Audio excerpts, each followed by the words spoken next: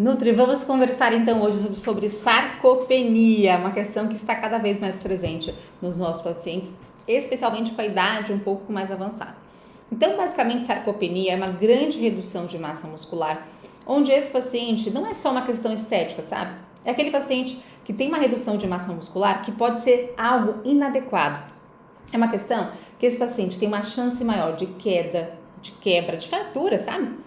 De consequentemente ficar acamado, mais chance de morbidade, mortalidade. E lembrando que a massa muscular é muito metabolicamente ativa, está associada com captação de glicose, com efeito metabólico. Então, o seu paciente com baixa massa muscular tem uma chance maior de desregulação glicêmica, por exemplo. Então, é uma questão muito importante, tanto metabólica quanto estrutural. Sabe aquele paciente seu que não consegue abaixar para amarrar um cadarço? Que não consegue pegar o netinho no colo? Que não consegue, de repente, pegar algum mantimento no armário, enfim. Então, são questões que são do dia a dia, são corriqueiras. O paciente que tem que ir no banheiro com acompanhante, ele não consegue se apoiar para fazer xixi, então é muito mais complexo. É algo que gera muito desconforto nesse paciente. Eu costumo dizer aqui no consultório para o paciente o seguinte: ó, paciente, massa muscular é uma poupança. Você vai ter que começar a construir essa poupança aí. Porque ao longo da vida, lá mais pra frente, mais idoso, quanto mais idoso fica, mais gasto você terá. É natural, fisiológico. Obviamente, então, que pacientes idosos podem construir sim massa muscular. Mas quanto antes, melhor, gente. Então, pensa na sua vida agora para que você tenha essa consciência que massa muscular é muito importante. E a gente vai gastar um pouquinho mais lá na vida senescência, né? Na vida mais idosa. Então é natural isso. E precisamos então criar uma poupança para gastar mais lá na frente. Eu não quero que você que me escuta agora lembre de mim lá com 80 anos. Ai, bem que a Lili falou que eu tinha que construir massa muscular, mas agora não consigo construir tanto assim. E tem agora prejuízos disso.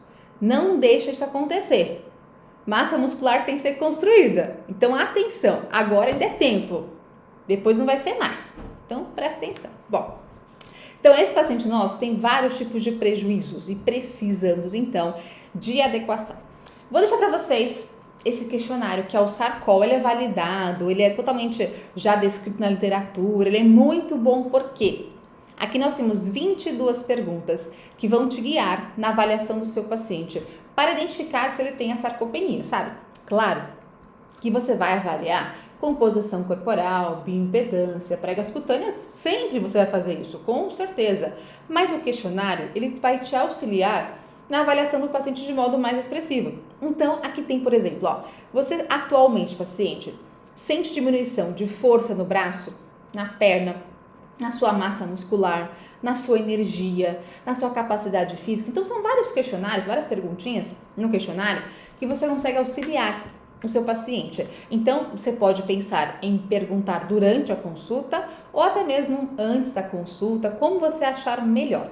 Minha sugestão, olha esse questionário, identifica, vê as perguntinhas, você pode adaptar se você quiser também, de repente você quer fazer um outro mais fácil para entendimento do seu paciente, com as suas palavras, fica à vontade.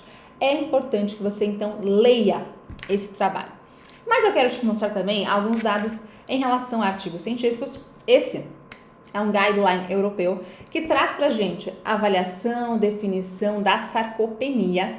E aqui ele fala o seguinte, ó: existem exames que são bem precisos, que são bem interessantes, como o DEXA, ressonância nuclear, mas na verdade é mais complexo avaliar isso no consultório.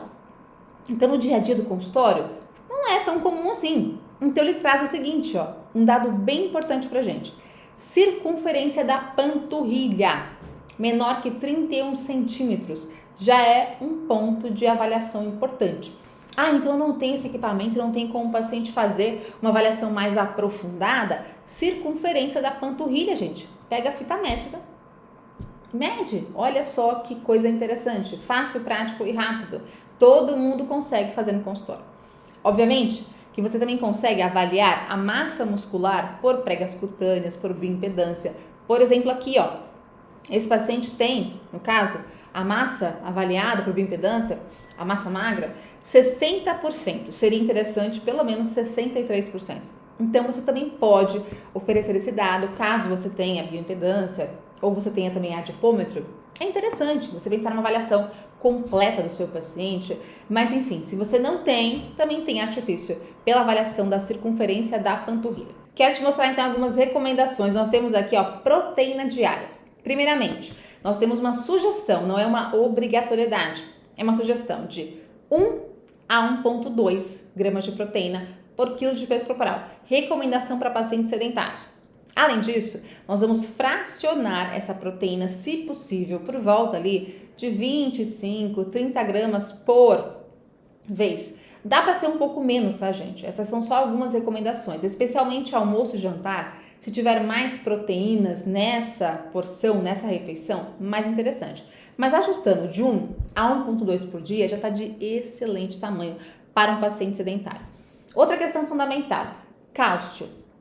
Então, o cálcio não pode ser negligenciado e a vitamina D também não. Então, ambos têm que andar juntos. Eu não posso só colocar o cálcio sem colocar a vitamina D também. Até porque eu quero que o cálcio entre, no osso especialmente, para que tenha a formação óssea adequada. E isso depende de vitamina D. Não só a entrada no osso, mas a absorção intestinal do cálcio depende também de vitamina D. Então, por conta disso, ambos têm que ser ajustados. De acordo com essa referência, por volta de 1.200 miligramas de cálcio por dia. E a sugestão de vitamina D são de 1.000 UIs por dia, mas muita atenção. Essa recomendação depende muito do quanto o seu paciente tem hoje plasmaticamente de vitamina D, para que eu mantenha acima de 30 nanogramas por ml. Tem paciente nosso que tem vitamina D plasmática de 10, 15. Então, nesse momento, doses maiores são necessárias para a correção da vitamina D. E quando está corrigido, a gente deixa uma dose de manutenção, por volta aí de 1.000 UIs por dia. É interessante para manter a manutenção. Então, sempre avalia a questão plasmática. Aqui nós temos, então, outro trabalho bem importante, que traz para a gente algumas recomendações para indivíduos que fazem mais exercícios, inclusive, aqui no caso, para pacientes mais idosos. Então, nosso foco principal é esse, que já tem um risco, ou já apresenta, ou tem um risco maior de fraturas de quadril, de osteoporose. Então, para esses pacientes, doses maiores de proteínas são fundamentais. Então, temos algumas sugestões aqui. Por volta de 1,4, 1,6 gramas de proteína por quilo de peso corporal. Então, se o seu paciente hoje tem essa necessidade maior de proteínas, podemos planejar por volta dessa quantidade, 1,4, 1,6 gramas de proteína por quilo de peso corporal. Esse outro trabalho traz para a gente também recomendações para pacientes com idade mais avançada, pacientes idosos, e aqui ele separa para a gente. Pacientes, de modo geral, acima de 65 anos, é indicado o consumo de 1,1 a 1,2 gramas de proteína por quilo de peso corporal por dia. Pacientes que fazem exercícios, que têm acima de 65 anos, nós temos aqui uma indicação de 1,2 gramas de proteína por quilo de peso corporal por dia. Pacientes que têm acima de 65 anos, mas também têm doença crônica envolvida, diabetes, hipertensão e por aí vai, recomendação de 1,2 a 1,5 gramas de proteína por quilo de peso corporal por dia. E além disso, eles recomendam esse fracionamento de proteína, se possível, por volta de 25 a 30 gramas por refeição. Mais uma vez, vale observar que nem toda refeição é possível essa grande quantidade. Então, a gente vai fracionando. Outra questão fundamental, gente, não é porque tem essa quantidade que é obrigatório que você se siga à risca, sabe? Então deu 1,18, não foi 1,2. Enfim, gente, bom senso, obviamente. Vai ajustando de acordo com o que o seu paciente tolera. Pode ser um pouquinho a menos, um pouquinho a mais, se melhor, mais interessante ainda, para que você consiga ter esse benefício. Estamos aqui falando de pacientes saudáveis. Se eu tenho um paciente com uma doença renal crônica já estabelecida, com redução da taxa de filtração glomerular, são outras recomendações. Então, por conta disso, cada paciente merece uma atenção, merece uma recomendação diferenciada. Mas saibam que, para ajuste de consumo de proteínas, ela é muito importante para um paciente que tem sarcopenia. Quero te mostrar outras recomendações fundamentais também. Por exemplo, aqui, nós temos a utilização de creatina. E no caso, são pacientes idosos que também fazem um treinamento. Então, se possível, para qualquer paciente idoso, para jovem também, o treinamento é muito importante, que ele faça algum tipo de exercício. Aqui foi o caso. Então, Foi utilizado creatina, 0,1 gramas de creatina por quilo de peso corporal do indivíduo por dia. Com proteína, no caso aqui, 0,3 gramas de proteína por quilo de peso corporal por refeição. E além disso, existiu então, nesses pacientes, a identificação, a idade por volta de 59 a 77 anos de idade. Nesse caso, a creatina e a proteína são importantíssimas para a questão da força muscular, da hipertrofia muscular, juntamente com o treinamento, mas eles trouxeram para a gente outros dados interessantes, que é na questão da inibição da reabsorção óssea, na saúde óssea mais potencializada. Então, de repente, aquele paciente que tem sarcopenia, mas que também tem alterações ósseas, como osteopenia, osteoporose, a creatina, juntamente com a proteína, talvez possa ser interessante. Por que eu falei talvez? Porque esses dados são iniciais ainda. Nós não temos ainda total comprovação científica que realmente causa esse efeito.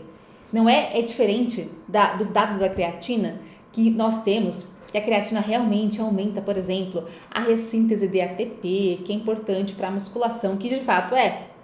Agora aqui em relação à saúde óssea, nós temos dados interessantes, mas que tem uma evidência que ainda está crescendo, não é totalmente comprovado ainda, mas lembrando que a creatina tem outros efeitos para a massa muscular, então no caso dá para utilizar para esse paciente idoso que faz a musculação, que faz um treinamento adequado, pode ser bem interessante. Inclusive, também temos alguns dados iniciais que a creatina pode ser interessante para a captação de glicose e melhor controle glicêmico também. Então, vale a pena pensar nessa combinação da proteína juntamente com a creatina. Então, se hoje ou mais adiante chegar no seu consultório um paciente que tem sarcopenia, você precisa focar no consumo proteico, cálcio, vitamina D e, se possível, creatina, caso o paciente treinar especialmente. E assim você consegue benefício. Lembrando então também que não é um tratamento único de uma semana ou de um mês, é um tratamento, gente, a longo prazo. A longo prazo. Anos sempre ajustando para que o paciente consiga ter benefício, que ele entenda essa importância de um tratamento nutricional para que ele consiga grande benefício.